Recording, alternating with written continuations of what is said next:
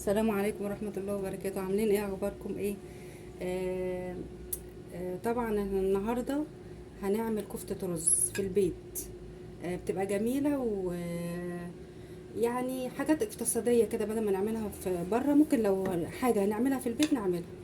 فالمقادير نص كيلو لحمة مفرومة، وانا عاملها في الكب. نص كيلو لحمة مفرومة وخضرة، جبنة ب5 جنيه، يعني من كل حاجة، من كل نوع رابطة، فاخدت نصها. فلو عوزت تاني هحط تاني. ونص كيلو رز على مكرونة، طبعا المكرونة دي للربط. ونص كيلو رز وبصلتين صغيرين، ونص فلفلاية وتوم. والبهارات عندنا بقى من كل حاجة معلقة. دقة اللي هي كزبرة وكمون وشطة وملح، ومرقة دجاج لحمة، ومعلقة فلفل اسود، ومعلقة بهارات، ومعلقة صغيرة ملح. طبعا المرقة الدجاج فيها ايه؟ ملح. دي المقادير بتاعتنا، هنعملها في الكب خطوة خطوة. يا رب ان شاء الله هتعجبهم بإذن الله. دلوقتي جبنا الكبة بتاعتنا. احنا عملنا ايه؟ جبنا المكرونة اهو. المكرونة والرز طحناهم في المطحنة بتاعت الخلاط. فمرضتش اجيب الخطوة دي عشان يعني مش صعبة. فهنعمل كله هنا في الكب معانا. هنحط بقى اللحمة، طبعا هي مفرومة، ولو مش مفرومة هنفرمها الاول.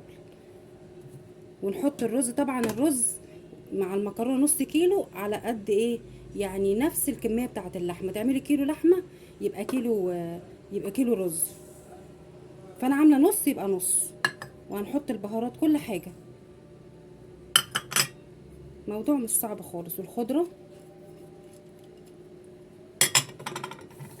وهنحط البصل، وهنحط الثوم والفلفل كله مع بعض ونضربه بقى. بس حطينا كل المكونات زي ما انتم شايفين، وهنضربها بقى.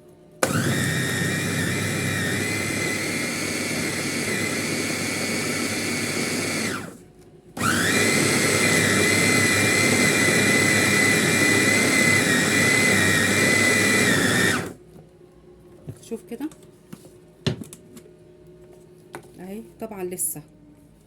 فطبعا احنا مسهلين على نفسنا، الرز طحناه عشان يبقى سهل، هي مش زي مفرمة الراجل ابدا يعني.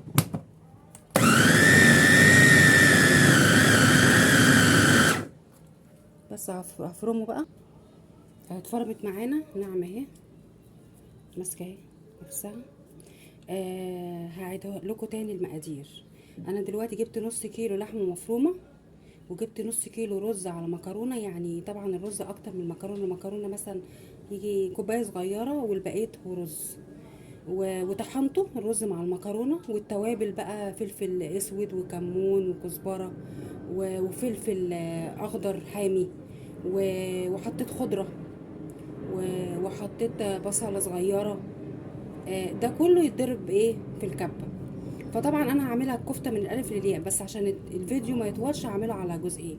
الجزء الاولاني ان انا كده فرمت معاكم، والجزء التاني ان انا هعملها بقى كفته، وهحمرها واعملها بقى ايه في الصلصه، واعمل جنبها رز طبعا.